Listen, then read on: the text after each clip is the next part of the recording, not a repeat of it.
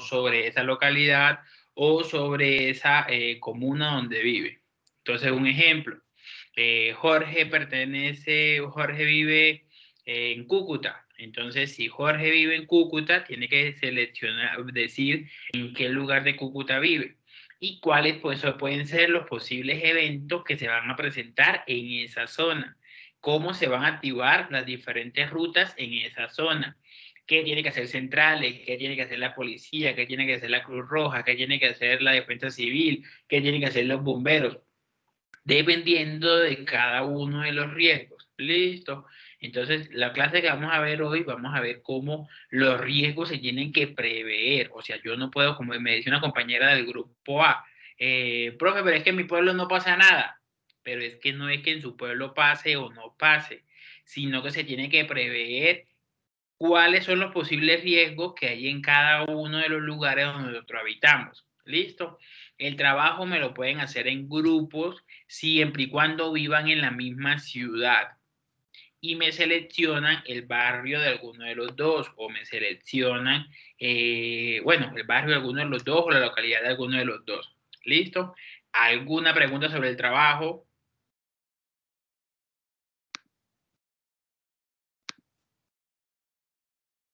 Sí, profe. En cuanto al tipo de presentación, ¿algún tipo de presentación en especial, profe?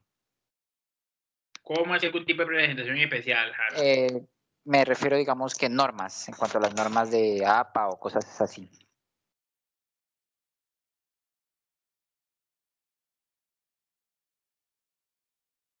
Lo que entregar es el escrito sobre el protocolo que se va a hacer o el protocolo del manejo de emergencias y desastres en su localidad. ¿Listo? Pero entonces, Harold, les coloco un ejemplo. Harold vive, no sé, pongamos algo llano. Entonces vivo en Arauca. En Arauca no hay riesgo de deslizamientos. Entonces tienen que ser coherentes entre los riesgos que pueden haber. Ya les voy a mostrar un video ahorita del IDIGER, cuáles son los posibles riesgos que se manejan por cada una de las regiones. Pero entonces yo tengo que ser coherente del lugar donde yo vivo y el riesgo que estoy colocando. Entonces, un ejemplo, si, no sé, Magali vive en Pamplona, entonces Magali me va a decir que uno de los riesgos que tiene Pamplona es el riesgo de deslizamientos. Entonces, o el riesgo de una luz de tierra.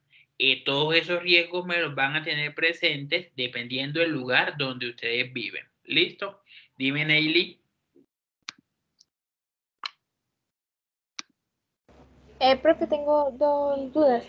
La primera es, bueno, ¿qué páginas o qué artículos nos sugiere usted buscar eh, o basarnos en para el trabajo? Yo se los voy a compartir, Neily. Ya, porque es la que yo les estoy dando. Se llama así como Ok. tal, Estrategia de Respuesta Municipal, que es la clase que vamos a dar el día de hoy. ¿Listo?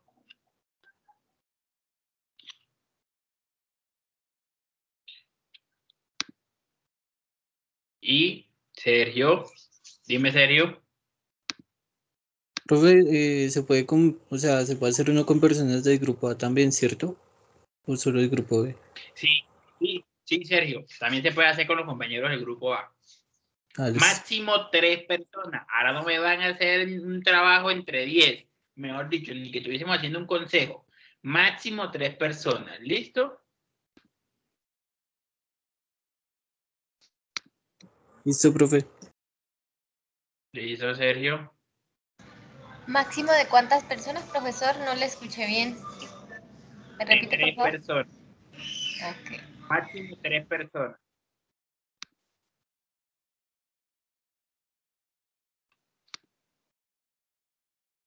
¿Sí viene la presentación? Listo. ¿Alguna otra pregunta sobre el trabajo? Profesor, ¿me puede recordar para cuándo era? Les pongo fecha exacta, entonces les pongo fecha exacta. Listo, profe. Gracias. Espera un momento. Entonces, octubre, noviembre. Listo. Para el viernes 3 de diciembre.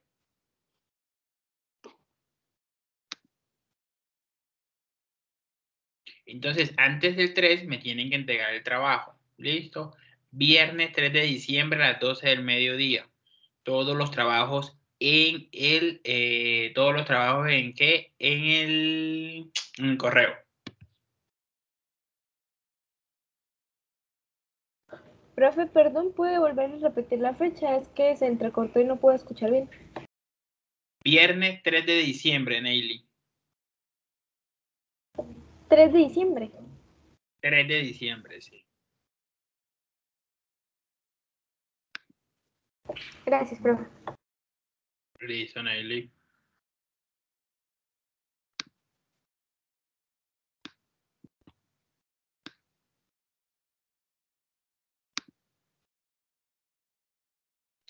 Listo. ¿Están viendo la presentación? Sí, señor. Sí, profe. Listo. Entonces, tiene que prestarle atención mucho a la clase para que sepan qué van a hacer en el trabajo. ¿Listo? De todas formas, como me preguntó la compañera, yo les voy a compartir, ahorita mismo se la comparto en la noche, todo lo que es la estrategia de respuesta municipal. ¿Listo? Esta estrategia, pues como su nombre lo dice, es lo que deben utilizar los diferentes municipios para poder realizar las estrategias de gestión de riesgo y de desastres.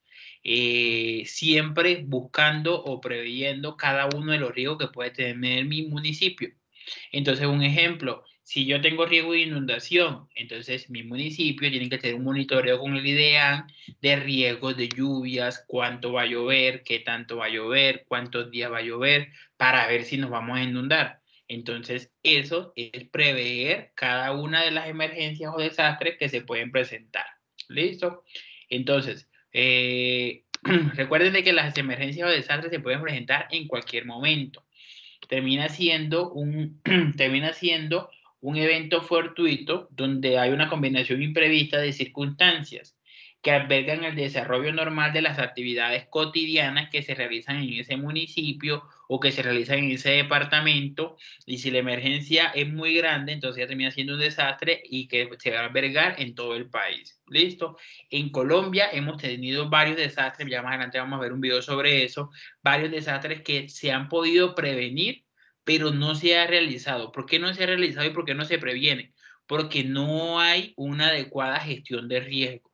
Entonces, por eso es tan importante de que nosotros conozcamos como personal de la salud, y por lo menos cuando ustedes hagan sus rurales, el médico del municipio hace parte del Consejo Municipal de Gestión de Riesgo.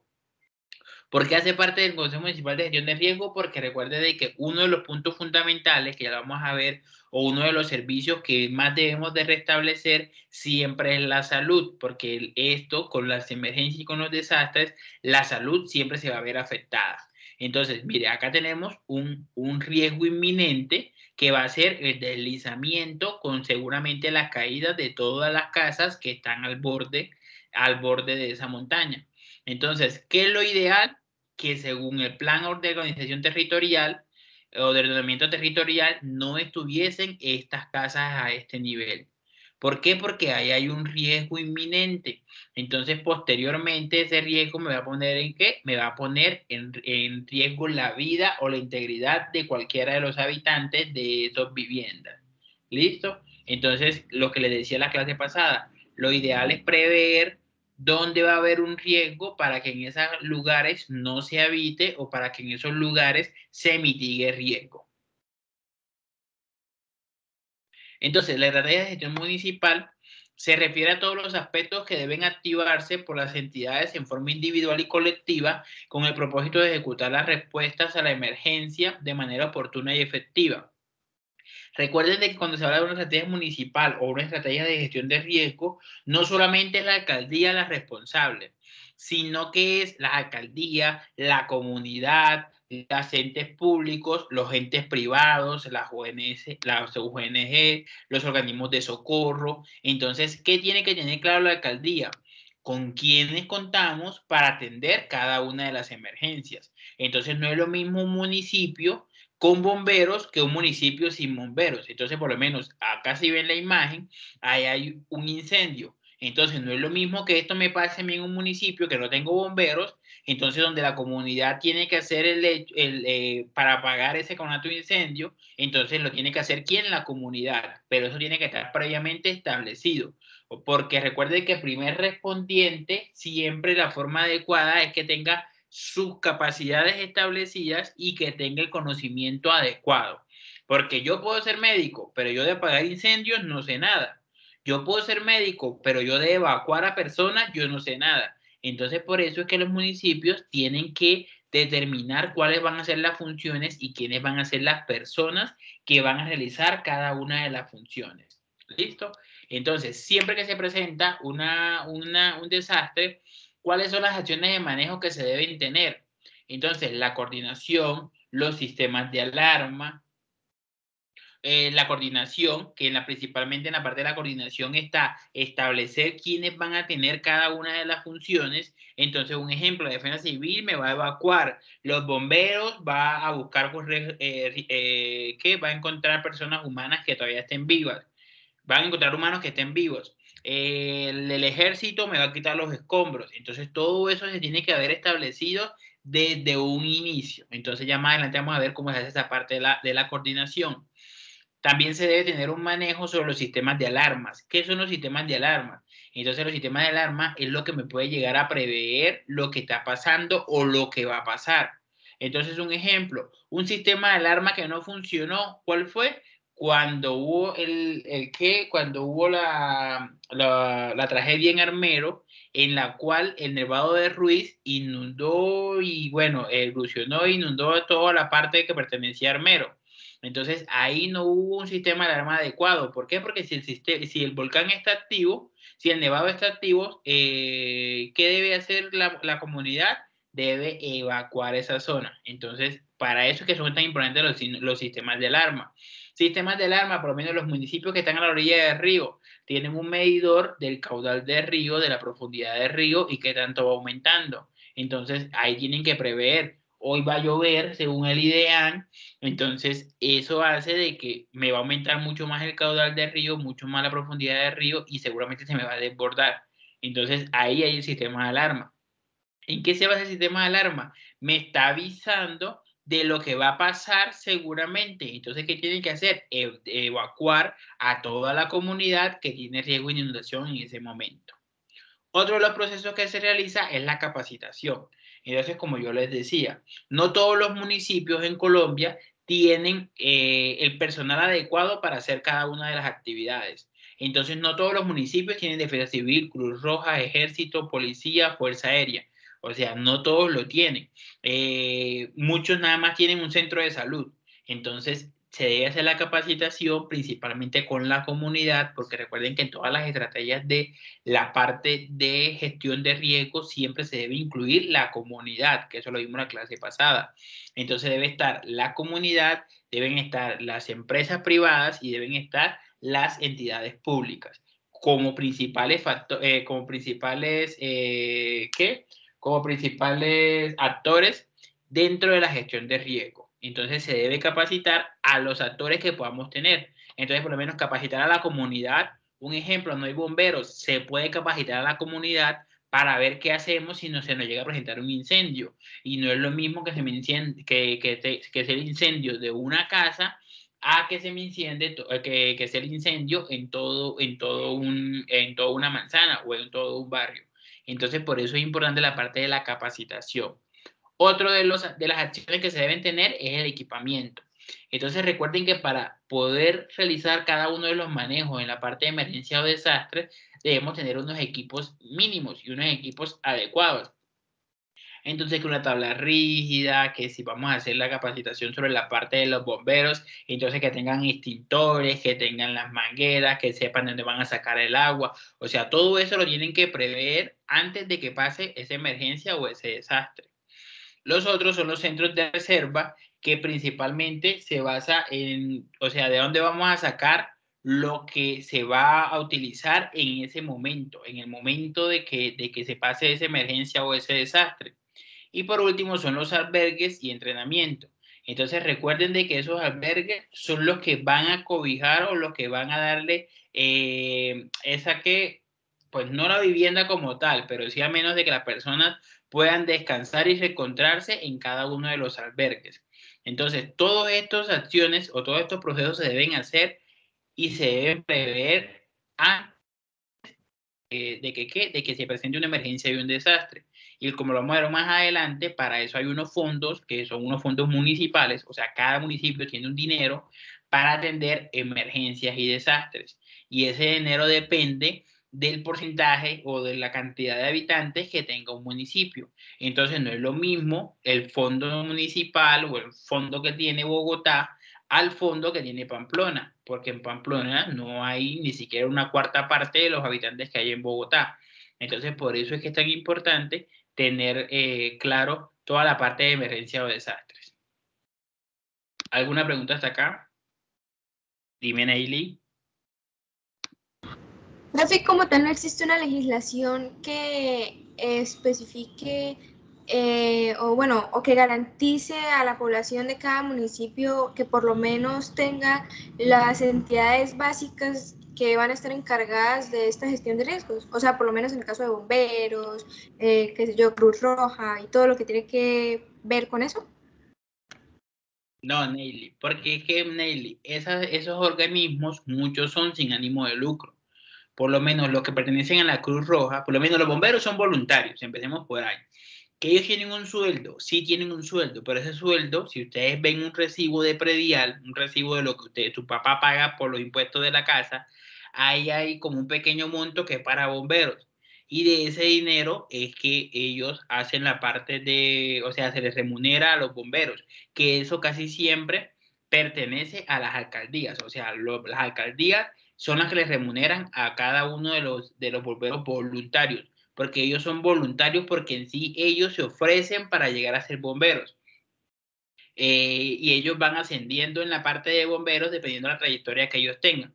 Pero ellos no tienen como tal, o sea, una profesión que tengan como tal de ser bombero y que tengan la obligación de un sueldo mensual, no. Pero sí la alcaldía de cada municipio les debe remunerar a esas personas que terminan siendo voluntarias porque ese es su trabajo, o sea, ellos no hacen más nada. Ellos lo único que hacen es estar ahí en los bomberos esperando a que pase una emergencia y un desastre. Entonces, por lo menos la Cruz Roja, bueno, la Cruz Roja sí es un ente internacional que ellos sí tienen sus ganancias aparte, están subsidiados casi siempre por ONG mundiales, las Cruz Rojas que hay aquí en Colombia. La defensa civil también son voluntarias, entonces hay muchas personas que son voluntarios de la defensa civil. La defensa civil se encarga de toda la parte de adiestramiento, o sea, toda la parte toda la parte de prepararlo y capacitarlo sobre cualquier tipo de emergencias. Pero entonces ese hecho de que ellos sean voluntarios, al principio, por lo menos en la defensa civil, no generan como tal un ingreso, o sea, no tienen un ingreso establecido.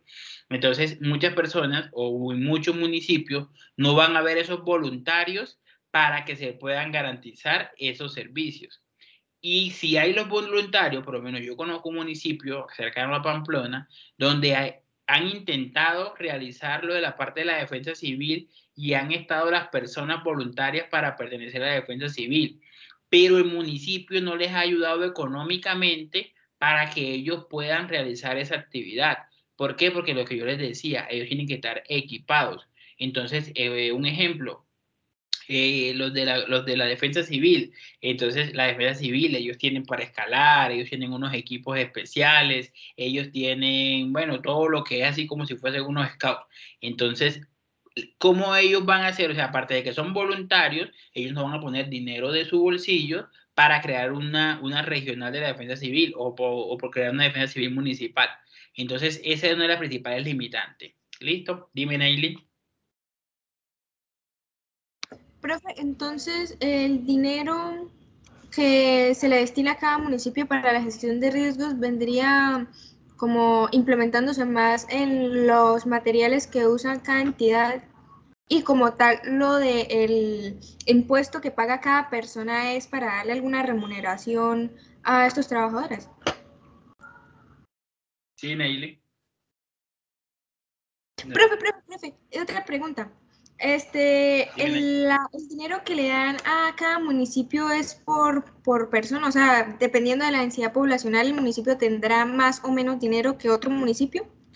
pero ahí en eso no se tiene en cuenta la situación, por lo menos de los inmigrantes. O sea, en una catástrofe van a estar involucrados los inmigrantes, pero entonces por no ser ciudadanos colombianos, aún así no se le tendría en cuenta como parte de la densidad poblacional para recibir más dinero de la gestión de riesgos. Sí se tienen en cuenta, Neily, porque recuerda que los habitantes, ¿quién los cuenta? Los cuenta el DANE. O sea, lo que el DANE dice en cada uno de sus censos es lo que se tiene en cuenta para poder destinar los rubros, para, por lo menos los rubros para salud, los rubros para educación, los rubros para emergencias y desastres. Entonces, cuando el DANE pasa, o sea, cuando el DANE hace los censos poblacionales, él cuenta a todos los habitantes que hay en ese municipio. Independientemente, un ejemplo, si ustedes son estudiantes, a Pamplona casi siempre le cuentan los estudiantes. ¿Por qué? Porque cuando ustedes hacen, o cuando ustedes están, bueno, en la presencialidad, ustedes pertenecen al municipio. Entonces, un ejemplo, es diferente la población que hay con estudiantes que sin estudiantes. Pero si cuando pasó el censo poblacional, estábamos en pleno semestre académico, entonces el DANE los cuenta a todos. Porque el DANE va casa por casa y le dice, Neily, ¿en esta casa cuánto viven? Entonces, un ejemplo, viven en una pensión, aquí vivimos 22, entonces viven 22. Entonces, sí se tienen en cuenta, Neily, porque eso, el censo poblacional lo hacen de todas las personas que viven dentro de las viviendas.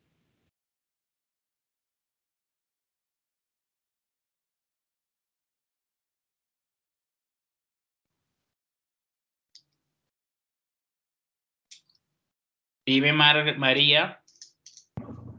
Profe, en la imagen que nos mostraba al inicio bueno, esas casas que corrían el riesgo de deslizamiento, a esas personas se las llevarían a unos albergues cuando haya más que todo ese riesgo.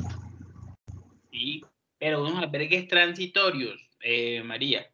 Entonces, ahí es donde el municipio, y eso también para eso se destina el dinero de emergencias y desastres, es que el municipio lo ideal es que debe reubicar a esas personas, porque esas personas, un ejemplo, pagan impuestos, porque esas personas están debidamente establecidas, siempre y cuando estén debidamente establecidas.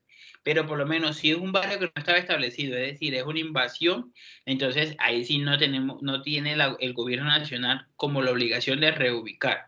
Entonces, por lo menos el ejemplo que le colocaba al otro grupo, al grupo A, hay municipios que se han inundado múltiples ocasiones, que para esos municipios termina siendo hasta un punto, termina siendo normal.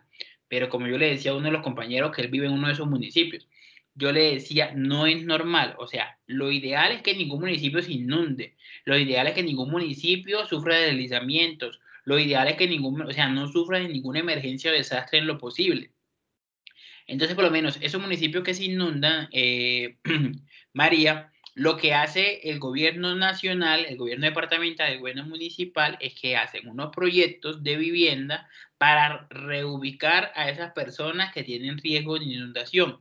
Entonces, un ejemplo, lo sacan de la casa, del barrio que siempre se inunda, y lo colocan en un barrio mucho más alto donde no se va a inundar seguramente.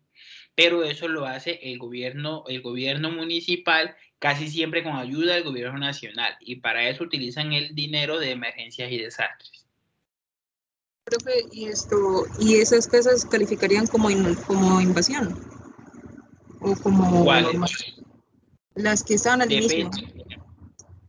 Las que estaban al inicio, por eso te digo, depende, porque es que la invasión no está debidamente constituida, o sea, la invasión para la alcaldía no existe, dentro del mapa de la alcaldía la invasión no existe, dentro del mapa de toda la parte de predial y de liga, ¿cómo se llama? Del INCODER, no existe como tal. Entonces, si no existen, o sea, si terminan siendo una invasión, ahí sí ni se reubican, ni tampoco, o sea, se le hace la gestión de riesgo, pero solamente a decirle a la persona, tienen que desocupar porque va a haber seguramente un deslizamiento y seguramente esta casa se va a caer completamente.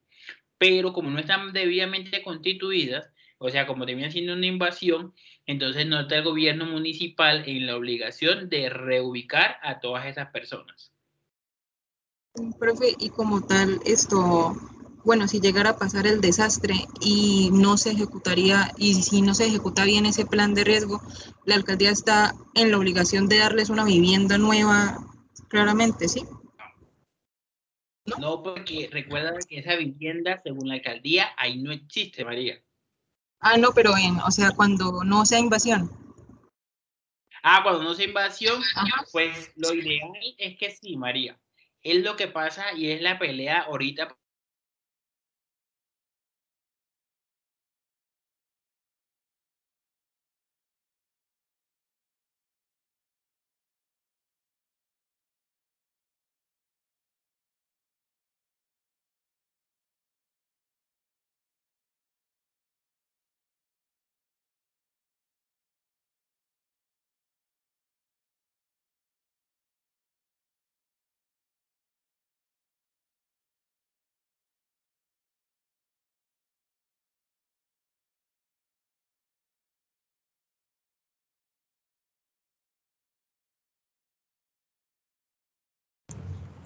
Pues, profe, ¿es cierto que sí?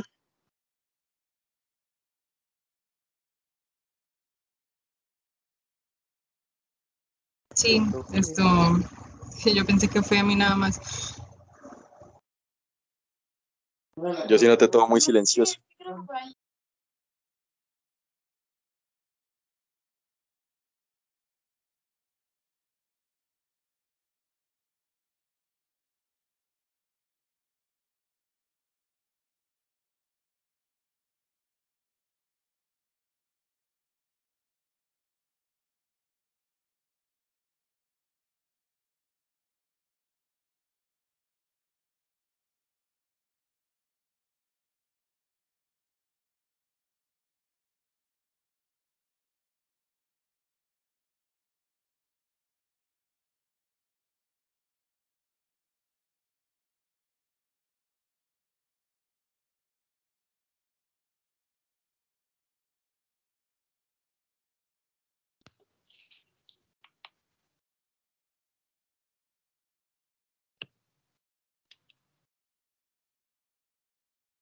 Espera, se me cayó la señal. Espera un momentico y les comparto la pantalla.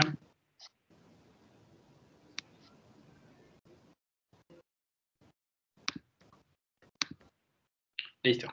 Entonces, María, sí, o sea, esa es la discusión que tiene el presidente Duque con los pobladores de San Andrés, que cuando el presidente fue por por ese desastre que se presentó en San Andrés, donde hubieron muchas viviendas afectadas, el presidente, como cabeza máxima del gobierno nacional, se comprometió a que con el dinero de emergencias y desastres se iban pues, a reconstruir o al menos a realizar las adecuaciones de las viviendas que habían sido afectadas. Pero eso no ha pasado. Por ahí el otro día entregaron una vivienda donde son muchas las viviendas que quedaron afectadas. Entonces, sí se tiene como tal la obligación porque para eso está el dinero de emergencias y desastres. Pero de ahí a que se cumpla, no pasa. ¿Qué se hace en algunos municipios, María? Algunos municipios hacen un censo poblacional y dicen, Ricardo Gómez fue afectado, un ejemplo, por la avalancha pasada en tal día, tal fecha. Entonces, cuando hagamos la próxima convocatoria de viviendas subsidiadas, o sea, de cualquier programa del gobierno de viviendas, entonces le vamos a entregar una vivienda a Ricardo Gómez porque él fue damnificado de esa emergencia o de ese desastre. Entonces, esa es como una forma de remediar esa limitante que tenemos que tenemos principalmente de la reubicación de cada uno de los colombianos. ¿Listo, María? Sí, profe. Profe, y una última ya cosa. Es que no me queda claro bien. ¿De dónde es que sale el dinero de desastres, al fin y al cabo? Del Fondo Municipal de Emergencias y Desastres. Todos los municipios tienen un rubro destinado solamente para emergencias y desastres. Listo, profe. Gracias. María, dime, Harold. Sí, profe, en cuanto a la parte de capacitación, tengo una duda. En caso de que, por decir, la comunidad y unas empresas privadas sean muy apáticas a querer capacitarse, ¿hay alguna ley que los obligue a tener que hacerlo? En caso de que no haya ningún ente que pueda prestar estos servicios. No, Harold, nadie está obligado, o sea, ellos son netamente voluntarios. sino, o sea, son netamente voluntarios y son personas que, o sea, que les llama la atención de prestarle un servicio a la comunidad, pero no hay ninguna obligación de que ellos se capaciten, de que ellos pertenezcan a los bomberos, de que ellos, o sea, eso es netamente voluntario.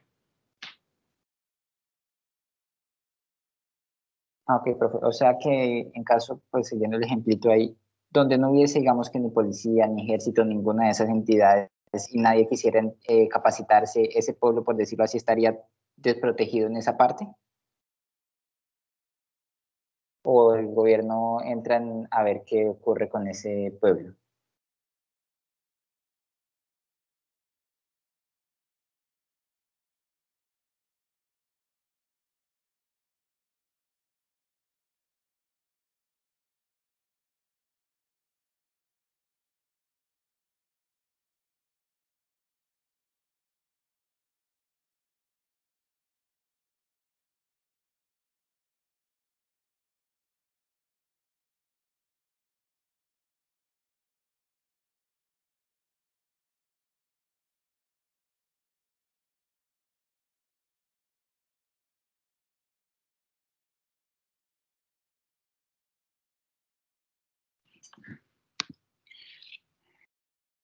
Listo. Y ahora sí ya solucioné el inconveniente. Entonces, listo, entonces continuemos. ¿Sí ven la presentación?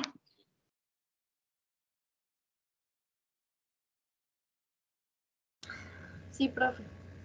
Sí, listo. Entonces cuando el gobierno municipal hace la diferente atención de la emergencia o desastre, lo que busca es optimizar la ejecución de los diferentes servicios básicos de respuesta. Entonces, de esos diferentes servicios básicos de respuesta salen principalmente las estrategias de respuesta que se tienen. Entonces, ¿qué se debe garantizar? Se debe garantizar la accesibilidad y el transporte. Entonces, por lo menos, si ustedes vamos a la emergencia, al desastre más cercano que hemos tenido, que fue el de San Andrés, entonces, por lo menos, había limitación del transporte porque se habían caído árboles, habían rocas en las diferentes carreteras, o sea, había muchas cosas que obstaculizaban el transporte adecuado. Entonces, ¿qué hace el gobierno nacional? Por medio del ejército, o sea, por medio de cualquiera de los entes que prestan el servicio para el gobierno, entonces restablecieron el transporte. ¿Cómo lo restablecieron? Quitando todo lo que obstaculizaba. Entonces, un ejemplo, eran árboles muy grandes. Entonces cortaban los árboles, los volvían en troncos mucho más pequeños para poderlos desplazar y quitar lo que obstaculizaba el transporte principalmente. En las telecomunicaciones, entonces esto lo hace principalmente ¿quién? Lo hace principalmente las empresas prestadoras de servicios de telecomunicaciones. Entonces, un ejemplo, en San Andrés solamente existe Claro. Entonces, Claro tiene la obligación, ahí sí tiene la obligación, no es si Claro quiere. Claro tiene la obligación de restablecer las telecomunicaciones. Entonces, el gobierno nacional intercede por ese municipio o intercede por ese ¿qué? O intercede por esa zona afectada para que se restablezcan las telecomunicaciones por los diferentes operadores. Evacuación de daños. Entonces, se van a evacuar principalmente los daños que están afectando a cada una de las personas. Análisis de necesidades. Entonces, ahí se da cuenta uno, un ejemplo, hubo un desastre y el desastre dañó todo lo que era el acueducto. Al dañar todo lo que era el acueducto, ¿qué va a pasar? Van a necesitar agua potable. Entonces, el gobierno nacional, por medio de la Unidad Nacional de Gestión de Riesgo, hace un llamado a toda la comunidad, a todos los colombianos, de que necesitan agua potable. ¿Qué hacemos con el agua potable? Entonces, se empieza a mandar agua potable para ese municipio o para ese departamento que sufrió la emergencia o el desastre. La salud se trata casi siempre, se trasladan médicos de todo Colombia, de las diferentes organizaciones prestadoras de servicio, por lo menos de la Cruz Roja, se trasladan médicos de toda Colombia. De la Fuerza Aérea se trasladan los médicos de la Fuerza Aérea. Del Ejército, los médicos del Ejército. Y muchos médicos voluntarios, muchas jefes voluntarias, muchos bacteriólogos voluntarios, o sea, todo lo que es un equipo básico en salud para poder atender esa emergencia o ese desastre. Recuerden que siempre que pasa una emergencia y un desastre, lo que se necesitan son manos. Entre más médicos vayan, mucho mejor. Entre más enfermeras vayan, mucho mejor. Entre más insumos tengamos, mucho mejor. Entonces, todo eso está articulado principalmente ¿con quién? Con las fuerzas militares, que son los que prestan todos los servicios de transporte y eso más que todo. Entonces, por lo menos, si pasara un desastre en el Amazonas, entonces la Fuerza Aérea hace el llamado a varios médicos y ellos trasladan a los médicos desde el lugar de origen hasta el punto que termina siendo el Amazonas. ¿Cuáles son los otros servicios que vamos a optimizar? El saneamiento básico. Recuerden que en el saneamiento básico están dados ¿por qué? Por el agua potable, por el alcantarillado o el agua residual y por los residuos sólidos, es decir, por las basuras que hay en esa zona. Entonces, la empresa que presta el servicio se debe encargar de que ese saneamiento básico sea el adecuado. Entonces, un ejemplo, si se pasa una emergencia o un desastre y en esa emergencia o desastre se crea un albergue, entonces la empresa prestadora de los servicios públicos debe garantizar el saneamiento básico en ese albergue. Entonces, un ejemplo, ponen baños portátiles, ponen carrotanques que le van a suministrar el agua potable. O sea, hacen cualquier tipo de estrategias para poder garantizar el saneamiento básico. Otro de los servicios básicos es la búsqueda. Entonces esto lo hacen más que todo los organismos de socorro. Lo hacen con ayudas de perros, lo hacen buscando vivienda por vivienda. Pero recuerden que esto siempre lo hacen sin poner en riesgo la vida o la integridad de ningún ser vivo. O sea, ni de un animal, ni tampoco de un ser humano. O sea, siempre se hace la búsqueda cuando ya estamos seguros de que no va a atentar esa búsqueda en contra de mi integridad. Entonces, un ejemplo, un bombero no se mete a un incendio hasta que el incendio no esté controlado. ¿Por qué? Porque él no puede colocar en riesgo su integridad por salvar la integridad de la demás, o sea, por salvar o por ayudar a las demás personas. Entonces, eso es muy importante en el primer respondiente. Siempre el primer respondiente tiene que percatarse de que está totalmente seguro de que no le va a pasar nada.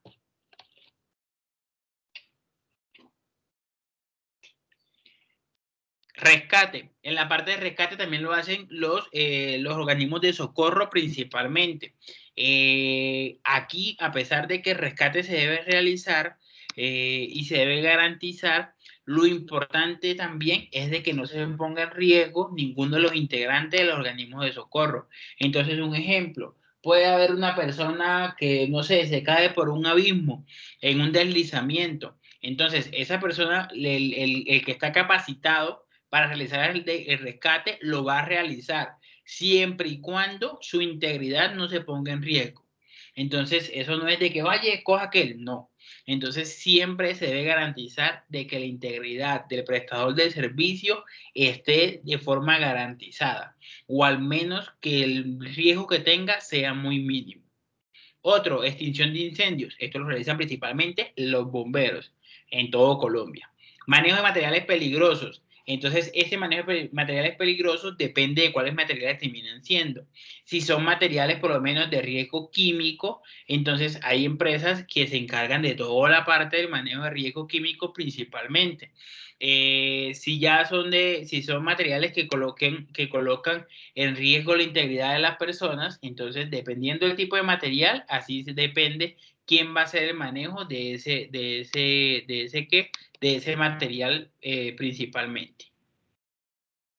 Otro de los servicios básicos de respuesta, albergues y alimentación. Entonces, lo que preguntaba la compañera, es obligación del municipio garantizar los albergues para todos los damnificados, sin discriminar de que a usted sí le doy y a usted no le doy. Igualmente la alimentación mientras pasa la emergencia o mientras pasa el desastre. No quiere decir que le van a dar subsidio de alimentación por 10 meses, no, sino mientras pasa la emergencia y mientras pasa el desastre. Igualmente que los servicios públicos. Entonces deben tener agua, luz, toda la parte de saneamiento básico, como fundamental esas, agua, luz y saneamiento básico. Ya de pronto el servicio de gas, que también termina siendo un servicio público y eso, no tendría como tanta obligación, pero sí al menos las condiciones mínimas de tener el servicio de energía y de tener todo lo que es saneamiento básico. Recuerden que lo de saneamiento básico se hace tanto para garantizar la salud de esas personas como también para disminuir cualquier riesgo de enfermedades transmisibles por agua, transmisibles por vectores, bueno, cualquier tipo de enfermedades que se favorezcan con las fuentes hídricas. Otra, seguridad y convivencia. Entonces, el gobierno municipal debe garantizar que por lo menos dentro del albergue va a haber la seguridad de que no nos van a robar lo poquito que nos quedó, van a haber la seguridad de que no va a haber pelea dentro del albergue, va a haber la seguridad de que se va a garantizar la alimentación. Entonces, todo eso le corresponde al gobierno municipal. Otro, aspectos financieros y legales. Entonces, muchas de esas personas o muchos de esos damnificados muchas veces reciben, por decirlo así, como un pequeño monto del gobierno municipal por haber sido damnificado de esa emergencia o desastre, para que, no sé, compre pañales, para que compre alimentación, para que compre cualquier cosa que de pronto no se le está garantizando en ese momento a la persona. Otro de los servicios es información pública. Entonces, en esa información pública es importante que sea información veraz. Entonces, esa información, por lo menos, un ejemplo, en un municipio viven 1000 habitantes, pero solamente aparecieron 800. Entonces, el gobierno municipal tiene que ser claro de que faltan 200 personas y esa información no se puede ocultar, porque al final y al cabo siempre se van a dar cuenta quiénes son las personas que hacen falta dentro de esa emergencia o de ese desastre. Entonces, para que los diferentes organismos de socorro o los diferentes prestadores de los servicios busquen a esas personas que hacen falta o falta un integrante de una familia o se perdió un niño, bueno, todo lo que se pudo haber afectado al momento de la emergencia y el desastre. Y por último, el manejo general de respuestas. Todas las que les mencioné anteriormente son las respuestas que debe tener el gobierno municipal al momento de una emergencia o un desastre. ¿Alguna pregunta hasta acá?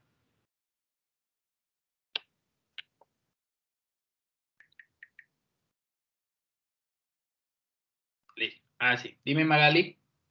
Profe, no sé el nombre, pero no escuché. Respecto al económico, por ejemplo, si ocurre un deslizamiento, por ejemplo, y hay daños materiales de un vehículo o también pueden ser daños físicos, pero bueno, así, ¿quién responde o hay que?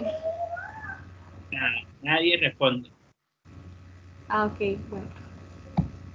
O sea, lo que uno pierde, Magali, se perdió. O sea, eso, o sea, todo lo que son bienes muebles que se pierdan, se perdió. O sea, nadie te reconoce económicamente nada. ¿Qué hacen algunos municipios? Algunos municipios, por lo menos, yo no puedo hacer albergues porque no tengo zona donde hacer albergues. Entonces el municipio le dice, mire, le voy a dar 3 mensualidades de 300.000 pesos para que usted arriende una vivienda mientras busca una solución y venga por acá el censo, le doy la bonificación de los 300.000 pesos mensuales y además lo coloco acá en el censo de que usted fue damnificado por esa emergencia o por ese desastre y cuando tengamos el próximo proyecto de vivienda, usted va a ser uno de los seleccionados. Entonces esas son estrategias que hacen los municipios como para tratar de mitigar ese impacto que tiene cada uno de los habitantes. ¿Listo? Dime, Neily. Profe, en el caso de esa bonificación, ¿se daría por persona o por familia? Por familia. ¿Qué leche es eso? Pero es que es bastante difícil, Neily, porque no pagan un bono, o sea, no pagan un subsidio. Tienen que pagar, un ejemplo, 1.200 subsidios. Entonces multiplicas 300.000 por 1.200, ¿cuánto da? Entonces, por eso es que ese monto es tan bajito. Entonces, porque, o sea, cuando se afecta a una población, no se afectan 2 casas, no se afectan 2 viviendas, no se afectan 3 viviendas, siempre se afectan 100, 200. Entonces, ahí el gobierno municipal con ayuda, que eso lo vimos en la clase pasada, con ayuda del gobierno nacional, realiza ese apoyo económico, pero termina siendo algo muy mínimo, o sea, no es nada como para uno decir, no, es que con esto ya voy a solucionar. No, o sea, es algo solamente como para solventar esa emergencia o ese desastre que yo tuve. Entonces, un ejemplo, me quedé sin vivienda, entonces esos 300.000 me sirve para un arriendo, o me voy donde mi hermana y yo con esos 300.000 compro, no sé, un mercadito. Entonces, eso ya son estrategias que hacen los gobiernos municipales. ¿Listo, Naili? Dime, María. Profe, en la parte de extinción de incendios, o sea, si ahí dice que, por ejemplo, el bombero no se puede como ingresar como tal ahí por el peligro de fuego y así, o sea, de que no pierda la integridad como tal en ello, o sea, ¿cómo se haría si ahí hay gente dentro que necesita, o sea, como tal que entren para poder sacarlos de ahí? María, ¿tú dónde eres, María? De Cúcuta. Ah, bueno, María, en Cúcuta pasó ¿cómo se llama? Un incendio hace muy poco, donde se quemaron 2 casas. Nadie nos pudo entrar o sea, todos se murieron. Porque, o sea, ninguno de los prestadores de servicio, o sea, ninguno de los organismos de socorro puede colocar en riesgo su integridad. Hay personas que sí lo hacen y terminan siendo, o sea, son unos héroes y todo eso, pero, o sea, tiene ellos que ver hasta dónde él puede colaborar o si más bien se va a convertir en un problema. Porque un ejemplo, si la persona, el bombero ingresa, recuerden que ellos tienen unos trajes especiales que, o sea, sí se quema, pero es menos el impacto del fuego. Si el bombero ingresa, entonces ya no son, un ejemplo, 3 las víctimas, sino 4. Entonces, eso no es tampoco lo que puede pasar. Y en ese ejemplo que te digo de Cúcuta, que se quemaron 2 casas juntas, hasta que no se apagó la última llama, no ingresaron. Y todos se murieron, o sea, se murió mamá, papá, la vecina, se murieron 2 vecinas, mamá y papá. Entonces, y el niño. Entonces, ese hecho de que no se pueda colocar en riesgo la integridad es lo que hace de que muchas veces tengamos muchas más víctimas. Pero recuerden que todos somos humanos y recuerden de que todos nos puede pasar, o sea, que todos somos susceptibles a cualquier amenaza. Entonces, un ejemplo, yo no le puedo decir al de la defensa civil, baja y me rescata al niño porque es que si usted no me lo rescata, entonces ¿quién lo hace? No, porque es que si entonces pongo en riesgo la vida o la integridad de la defensa civil, entonces no es una víctima, sino que son 2 víctimas. O sea, siempre toca pensar eso.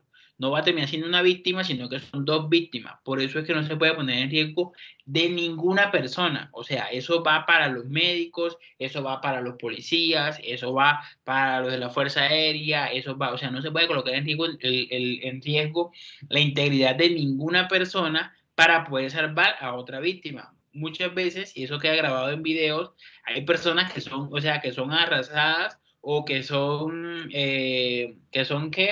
O sea, que se lo lleva un río.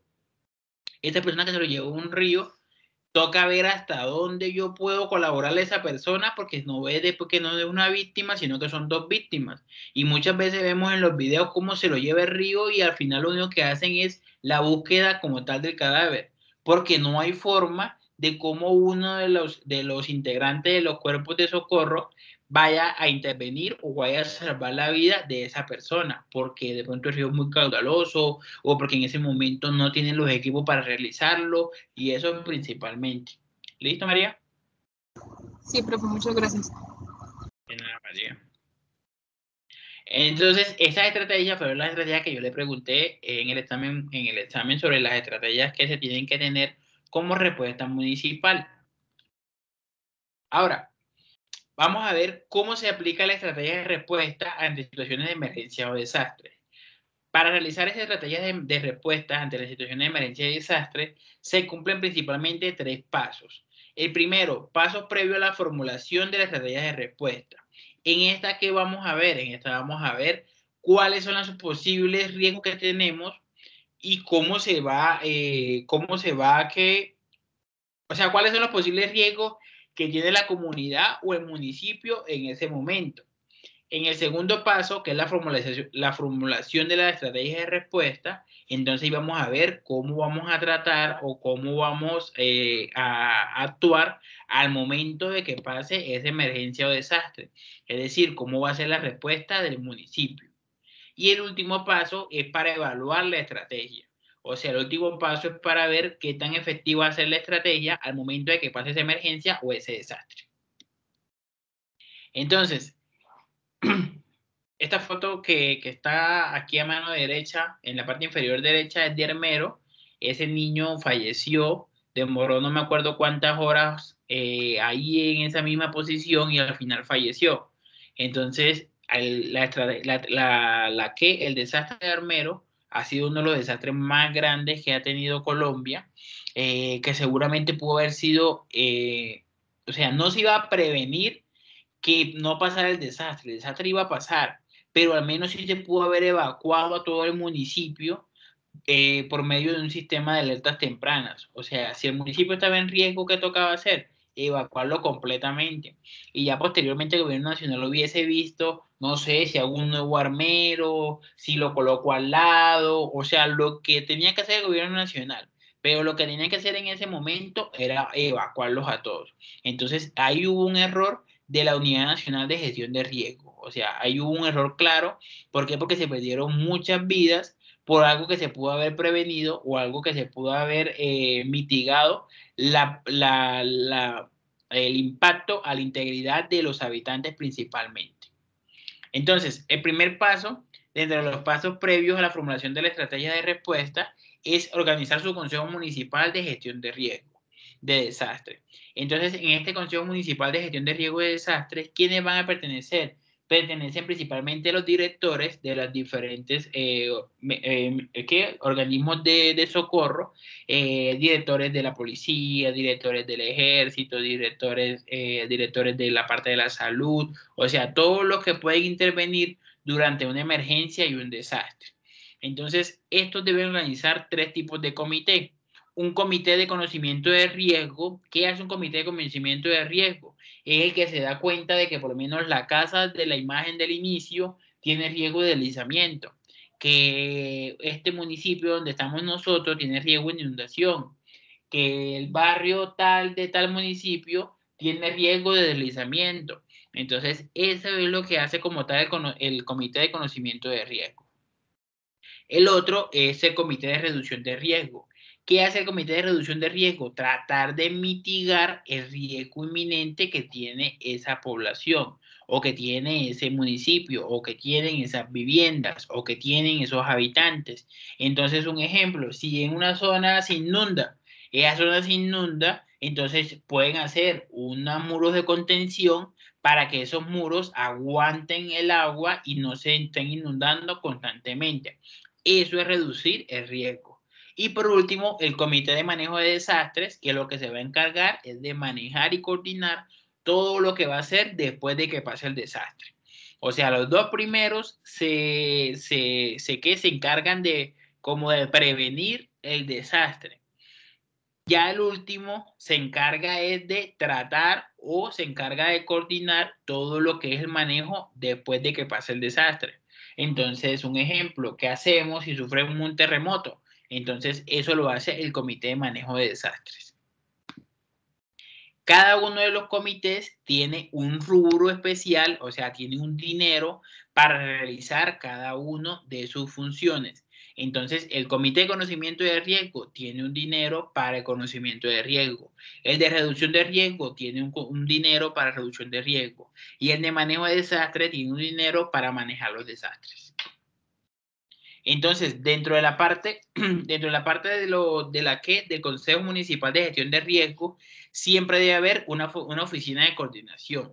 Esa oficina de coordinación de riesgo está dentro de las alcaldías, o sea, eso es un puesto que tienen las alcaldías, en lo cual debe tener un coordinador de la oficina, un personal de apoyo capacitado, que ese personal de apoyo capacitado puede ser el personal de la comunidad, debe tener un sistema de información. Entonces, por lo menos un sistema de información claro. Un ejemplo, tenemos un municipio que tiene muchas veredas a la orilla del río. Entonces, ¿qué hace el gobierno municipal? ¿Qué hace la alcaldía? que más alertas donde el que vive en la zona más alejada del río le va a avisar al municipio de que el río se colocó mucho más caudaloso, que el río aumentó su nivel. ¿Y eso para qué? Para prevenir de que no tengamos inundaciones. O si no se puede prevenir la inundación, al menos para prevenir de que no tengamos un desenlace fatal, o sea, de que no fallezca nadie o de que no se ponga en riesgo la integridad de ninguna de las personas que están a la orilla del río. ¿Qué más debe tener la oficina de coordinación? Un central de comunicaciones. Ese central de comunicaciones es el que va a estar pendiente de cada una de las emergencias o desastres que se pueda presentar en el municipio. Una sala de crisis. Esa sala de crisis, ¿a qué se dedica? Esa sala de crisis, por lo menos ahorita en la parte del COVID, esa sala de crisis es muy famosa porque esa sala de crisis es la que nos dice, porque todavía seguimos con la parte del COVID, pero es la que nos dice cómo va la pandemia. ¿Cuántos muertos van? ¿Cómo está la UCI? ¿Dónde sí hay UCI? ¿Dónde no hay UCI? ¿Cuántas camas de hospitalización tenemos? ¿Cuántos enfermos tenemos en este momento? Así igualmente lo hacen con una emergencia o con un desastre. Entonces, un ejemplo, dice, tengo 100 enfermos, pero solamente tengo 20 camas. Entonces, la sala de crisis hace la intervención para buscar las otras 80 camas. Eso lo hace la sala de crisis. Otro de los que pertenecen a la oficina de coordinación son las comisiones asesoras. Esas comisiones asesoras lo que buscan es apoyar todo el conocimiento sobre emergencias y desastres principalmente. Y por último, el Fondo Municipal de Gestión de Riesgo, que es el fondo que yo les decía que era de donde se sacaban los dineros para realizar todas estas formulaciones de estrategias municipales. ¿Alguna pregunta hasta acá?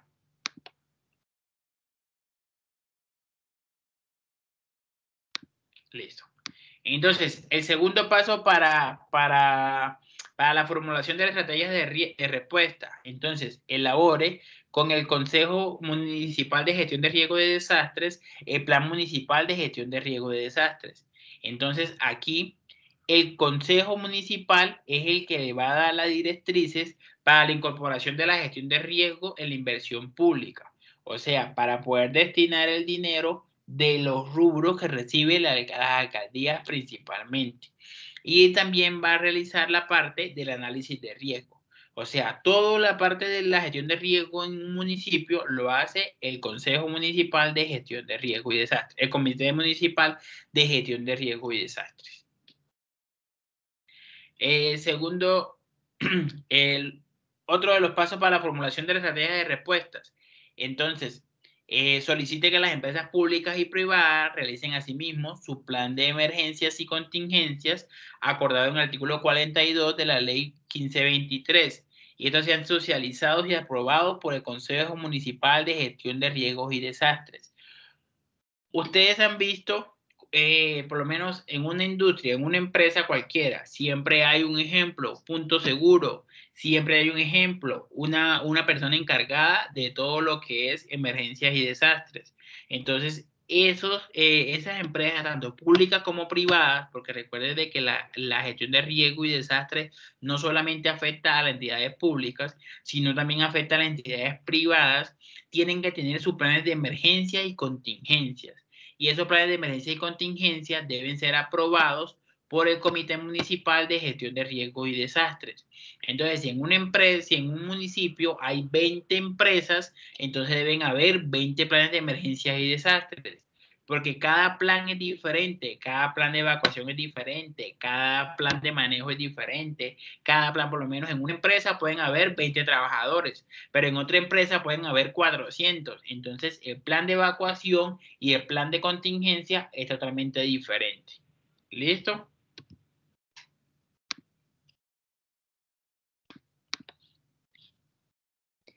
Y por último, son los pasos para evaluar la estrategia. Entonces, para evaluar la estrategia, lo que se debe hacer es la socialización institucional de la socialización institucional de las emergencias y desastres y los procedimientos y protocolos que van a hacer cada una de las empresas. Entonces, todas las empresas y todas las entidades, tanto públicas como privadas, deben tener un plan de emergencias y desastres. Entonces, eso siempre tiene que ser socializados. Es decir, todos los trabajadores deben conocer cuál es el plan de emergencias y desastres en cada una de las instituciones. Entonces, un ejemplo, los trabajadores de Postobón deben conocer todo el plan de emergencia y desastre que hay de la empresa de Postobón. Y así, cada una de las empresas que hay en Colombia deben conocer sus diferentes protocolos y procedimientos. Otro, la socialización comunitaria de los planes de gestión de riesgo y protocolos orientados a las respuestas que se esperan de la comunidad. Entonces, un ejemplo, aquí en Pamplona, cuando hacen el simulacro nacional, que ya vamos a ver un video sobre el simulacro nacional. Entonces, todas las empresas participan en el simulacro nacional y un ejemplo, las empresas que están en el centro salen hacia el parque como punto seguro. Entonces, eso tiene que saberlo toda la comunidad para saber de que si pasa algo, ¿dónde va a ser el punto seguro? En el parque. ¿Por qué? Porque es una zona abierta. Entonces, por eso es importante que se conozcan los protocolos, tanto institucionales y municipales de emergencia o desastres. Otro, prepara un ejercicio de simulación. Entonces, ese ejercicio de simulación son los simulacros. Hay simulacros municipales, simulacros departamentales y simulacros nacionales. Por lo menos en octubre 7, o sea, dentro de 7 días, va a haber un simulacro nacional a las 9 de la mañana. En ese simulacro, ¿quiénes deben participar? Todas las empresas, tanto públicas como privadas, todas las entidades. Las alcaldías, las universidades, los bomberos, las empresas privadas, ¿cómo se llama? Los colegios, todos deben participar. Y es muy importante, ¿para qué? Porque es la única forma de evaluar las estrategias de emergencias o desastres. ¿Para qué se hace eso? Para que las personas sepan qué van a hacer al momento de que pase una emergencia y un desastre. Entonces, prepare coordinación con el comité departamental y con el comité municipal de gestión de riesgo y desastres y la comunidad en general en el simulacro institucional y en el simulacro comunitario. Entonces, ¿cuál es lo ideal? Que cada una de las empresas haga siempre un simulacro institucional para que esté preparado cuando vayan a realizar el simulacro nacional. Otra de los pasos para evaluar la estrategia.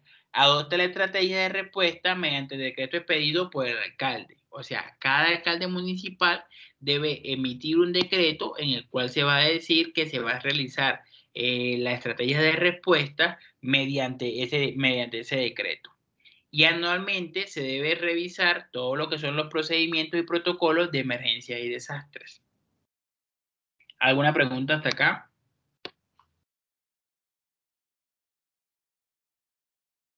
Listo. Entonces, esto de los 3 pasos es lo que ustedes me van a hacer en el trabajo que me van a entregar en diciembre. Yo les voy a compartir el documento, pero entonces cada estrategia de respuesta tiene que ir adaptado a la comunidad donde ustedes viven. Entonces, es diferente los riesgos que tienen en la Orinoquía a los riesgos que tienen por lo menos en la zona Caribe o a los ríos que tienen en la zona andina, todo lo que es la parte montañosa y la cordillera de los Andes. Entonces, por eso es importante de que esté adaptado la gestión de riesgo o la estrategia de respuesta a cada uno de los municipios. Entonces, ahí va la parte importante y eso sí lo voy a revisar. Por lo menos si Magali es de Cúcuta, entonces me debe colocar los riesgos de los eventos que pueden pasar en Cúcuta. O sea, Magali no me va a decir, no, es que acá va a haber, no sé, va a haber inundación sí puede pasar, va a haber una luz de tierra. Entonces, eso sería muy extraño que pasara en Cúcuta, aunque en Cúcuta hay algunas montañas. Entonces, puede llegar a pasar también. ¿Listo? Dime, Neily. Profe, ¿tienen que ser riesgos que estén como tal estipulados en el plan de gestión de riesgo municipal? O por lo menos, en mi caso, un ejemplo, en Chinacota, en una vereda, hay hay riesgo de que una quebrada cercana a una zona de vivienda se desborde, pero no está en el plan de gestión de riesgo municipal. No ¿Hay pasa que nada. ponerlo? No. O sea, eres tú, Neily, la que me va a crear el plan. Ah, ok. ¿entiendes? O sea, eres tú la que me vas a aclarar el plan dependiendo la zona y dependiendo los riesgos que tienen en tu comunidad o en tu vereda o en tu barrio o en tu localidad, dependiendo tú dónde vivas. Entonces, tú eres la que me vas a crear el plan y al crearme el plan me vas a crear las estrategias de respuesta al momento de, o sea, de decirme un ejemplo. El ejemplo que tú pones en Chinacota. Entonces, en Chinacota tenemos riesgo de terremotos, tenemos riesgo de inundaciones, tenemos riesgo de deslizamientos. Entonces, ¿qué me vamos a hacer? Entonces, en Chinacota tenemos Cruz Roja. No, no tenemos Cruz Roja. Entonces, creamos... sí es un riesgo, Harold. La parte de la la parte del orden público sí es un riesgo. Entonces, ustedes me van a colocar la realidad de su municipio. Entonces, un ejemplo, bueno, Sergio es de Bogotá, pongamos otro ejemplo, Jorge, vamos a poner que Jorge sea de un municipio pequeño, de Mutiscua. Entonces, en Mutiscua no hay Cruz Roja, en Mutiscua no hay defensa civil, en Mutiscua solamente hay policía y el centro de salud. Es lo que hay en Mutiscua. Entonces, ¿cómo realiza el manejo? ¿Cómo realiza el manejo de esa emergencia o desastre en Mutiscua, que solamente hay policía y el centro de salud como representante de la salud?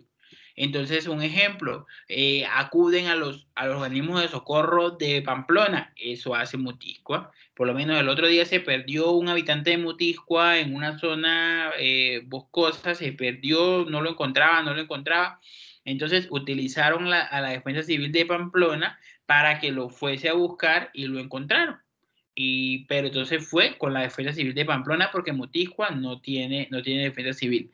Entonces, eso es lo que ustedes me tienen que establecer en el plan de riesgos y desastres. ¿Listo?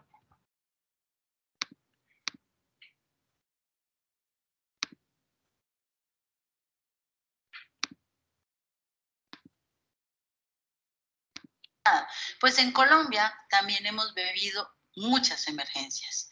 Recordemos algunas, tal vez hayan escuchado en el año 1985 la erupción del volcán Nevado del Ruiz que acabó con el municipio de Armero. Esta es una foto simbólica de Omaira Sánchez, quien murió por el desastre. No pudo ser salvada por los equipos de rescate. En el año 1999 se presentó un terremoto en el eje cafetero, muchas personas murieron y muchos daños materiales se presentaron. Entonces, mire por lo menos lo del terremoto del eje cafetero. Uno puede decir, pero es que en mi municipio nunca pasa nada. Eso me lo dijo una compañera en el grupo A. Es que en mi municipio, doctor, no pasa nada. Pero es que no es que pase o no es que no pase. Todos los municipios tienen riesgo de una u otra cosa, pero todos los municipios tenemos riesgos. Y de eso es lo que se encarga la parte de emergencias y desastres. Y la pandemia no fue suficiente para San Andrés, Providencia y Santa Catalina. Llegó el huracán Iota, acabó prácticamente con la isla de Providencia. Muchas personas tuvieron que ver cómo perdían su casa y algunos familiares a causa de este huracán. Atentados terroristas también se han vivido. En este caso mostramos un ejemplo del año 2003 en el cual un carro bomba explotó. Entonces, para la pregunta del compañero, por lo menos este es un problema de orden público. O sea, ahí eso es netamente por actos terroristas, pero termina siendo, pues, principalmente una emergencia más que todo. Pero entonces también es afectado como tal por el orden público. En el Club El Nogal, en la ciudad de Bogotá. Muchas personas fallecieron y también se presentaron daños materiales. Y en el año 2018, por un error humano, se dio la caída del puente Chirajara en la vía Bogotá-Villavicencio, en Colombia. Varios trabajadores perdieron la vida en este suceso. Y aquí también se caen los edificios. Tal vez recuerden, en el año 2013, en la ciudad de Medellín, colapsó el edificio Space.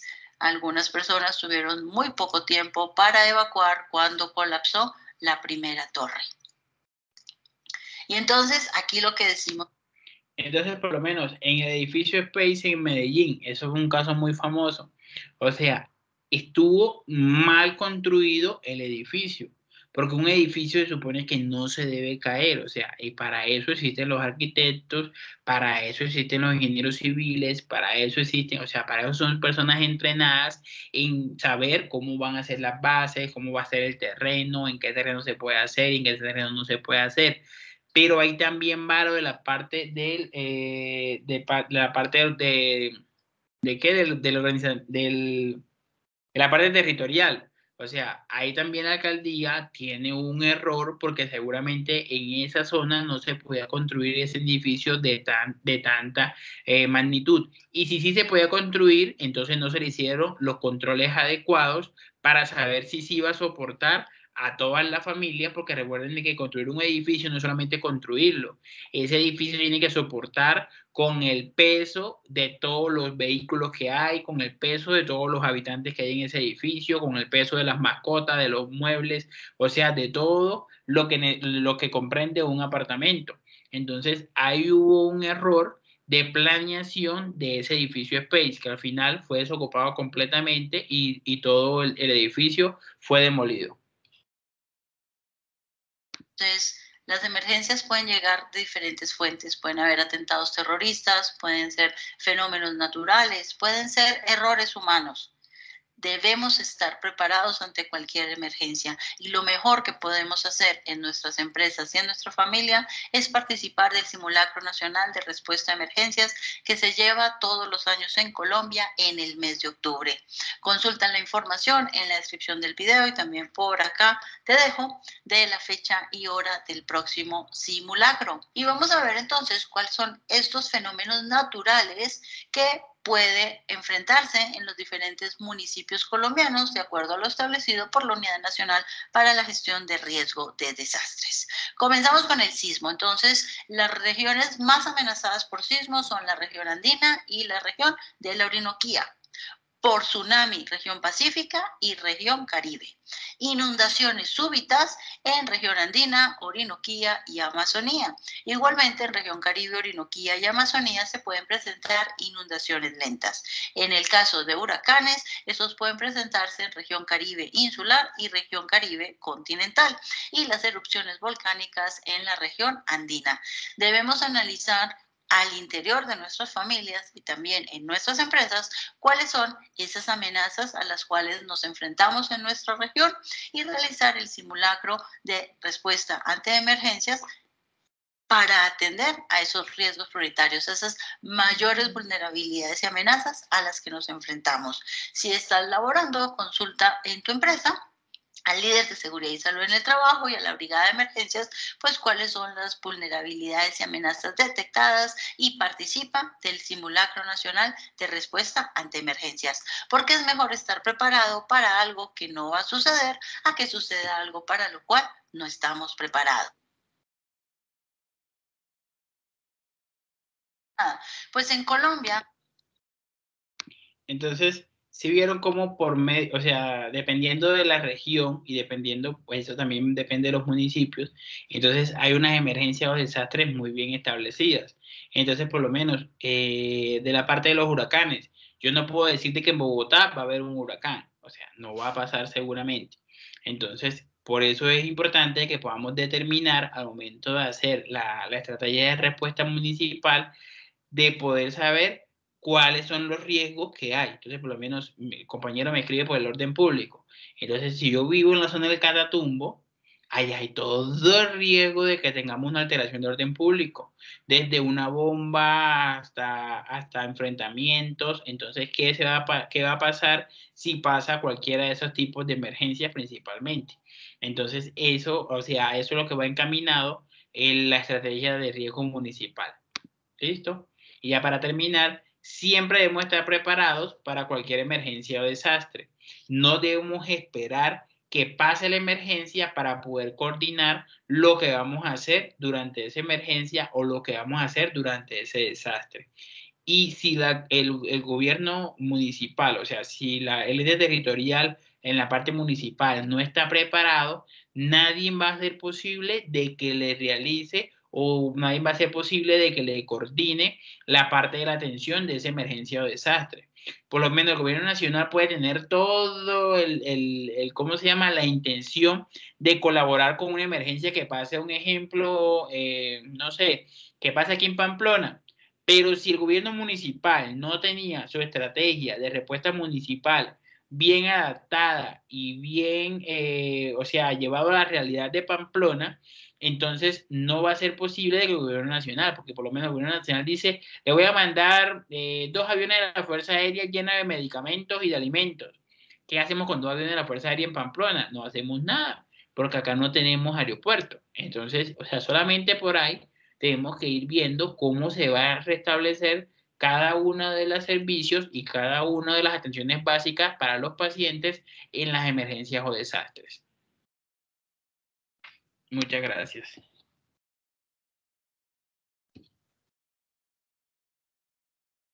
¿Alguna pregunta?